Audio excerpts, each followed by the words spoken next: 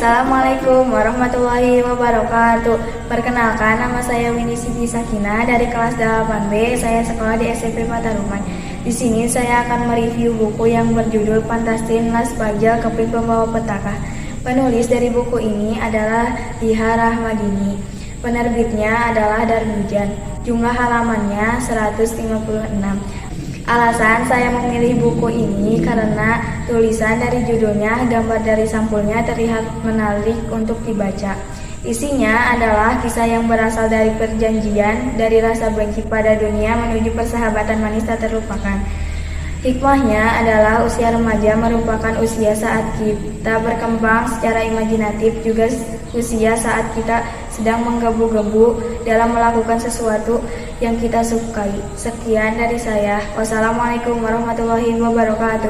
Salam literasi.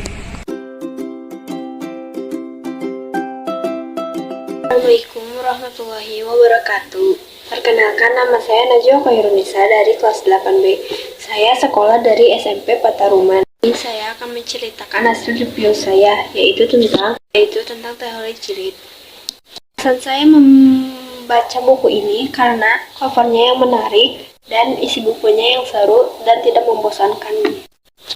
Dan Rashid pun bisa membaca dan menghafal Al-Quran secara otodidak. Dan Rashid juga bisa menguasai 15 irama imam besar dunia secara otodidak. Rashid juga mampu berbicara bahasa Arab dan membaca buku atau kitab bahasa Arab tanpa adanya guru. Cintaan Rashid terhadap Al-Quran merupakan petunjuk bagi kita. Bila ingin kita selamat dunia akhirat, maka jadikanlah Al-Quran sebagai tuntunan dalam hidup dan jalani kehidupan dengan diisi nilai Al-Quran. Sekian dari saya. Wassalamualaikum warahmatullahi wabarakatuh. Salam literasi ya.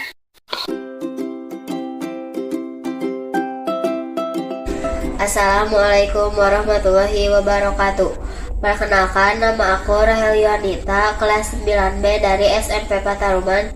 Di sini aku mau nge-review buku yang udah aku baca, judulnya Indahnya Ketidaksempurnaan, yang ditulis oleh Haji Elfianti, diterbitkan oleh CP1 Buku dengan 60 halaman.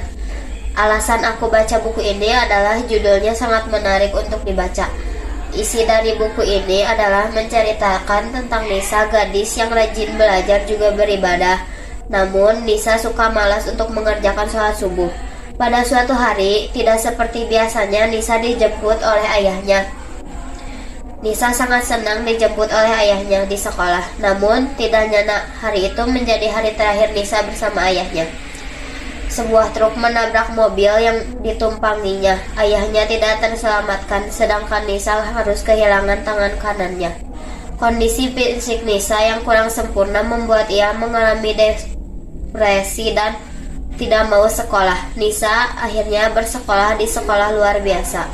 Di sekolah tersebut, bakat Nisa dapat dikembangkan. Dia memiliki bakat menjadi pelukis. Dengan bakatnya, ia dapat menjadi pelukis besar.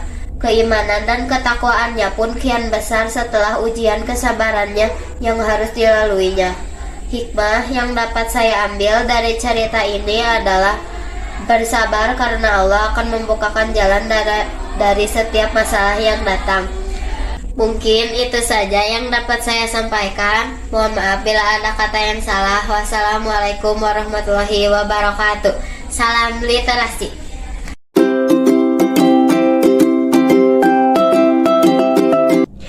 Halo, perkenalkan saya Ella Lestari, pembimbing peserta TMBB 5 di SMP Pataruman. Saya di sini akan mereview buku yang sudah saya baca beberapa waktu lalu. Buku ini berjudul Mata dan Rahasia di Pulau Gapi. Buku ini termasuk ke dalam seri Mata yang ditulis oleh Oki Madasari dan diterbitkan oleh Gramedia Pustaka Utama dengan jumlah halaman 256. Teknik yang saya pakai untuk mereview buku ini adalah fishbone. Apa sih yang diceritakan dalam buku ini? Buku ini menceritakan tentang satu keluarga berisi ayah, ibu, dan satu anak perempuan yang pindah dari hiruk-pikuk ibu kota menuju Pulau Kedamaian di daerah timur laut Indonesia. Kedamaian yang ibu ini idamkan hilang ketika suatu hari ia melihat anaknya tidak ada di rumahnya. Siapa saja sih tokoh yang diceritakan di dalam buku ini? Selain anak perempuan dari keluarga tadi yang bernama Matara atau sering dipanggil Mata, ada juga hewan-hewan ajaib yang membantu Matara berpetualang di Pulau Gapi, yaitu Molu, si kucing gendut, dan si laba-laba penunggu benteng pusaka. Di mana saja mereka berpetualang dalam buku ini. Mereka mengelilingi pelabuhan, benteng pusaka, dan rumah sang sultan yang ada di Pulau Gapi. Kapan Mama Matara menyadari jika anaknya tidak ada di rumahnya? Yaitu tepat setelah mereka mendatangi perayaan besar yang diadakan di balai kota dekat rumah mereka. Bagaimana Matara bisa kabur dari rumahnya? Sebab Matara ingin mengetahui penyebab penari soya-soya yang tiba-tiba kesurupan massal dan juga sang sultan yang tiba-tiba pingsan. Ia kabur dari rumah dan bertemu dengan Molu, si kucing yang membantunya berpetualang mencari keanehan tersebut. Selama perjalanan, mereka bertemu dengan si laba-laba penjaga benteng pusaka. Si laba-laba adalah penjaga benteng pusaka dari tangan manusia-manusia jahat yang ingin menghancurkan benteng pusaka tersebut. Ia membuat manusia-manusia jahat itu kesakitan bahkan hingga meninggal dengan sengatan beracunnya. Sudah lelah dengan caranya membasmi manusia-manusia jahat, ia meminta tolong kepada sang sultan yang tengah berbaring di rumah sakit. Dengan niat baik tanpa ingin menyakiti sang sultan, ia meminta tolong untuk mengusir manusia-manusia jahat yang ingin merusak benteng pusaka. Jadi, apa sih hikmah yang bisa kita ambil dari buku ini? Hikmah yang bisa kita ambil dari buku ini adalah pentingnya menjaga alam atau peninggalan-peninggalan sejarah bangsa Indonesia yang ada di sekeliling kita. Alam atau peninggalan-peninggalan tersebut dulunya adalah milik seseorang yang dijaga dan dirawat dengan baik.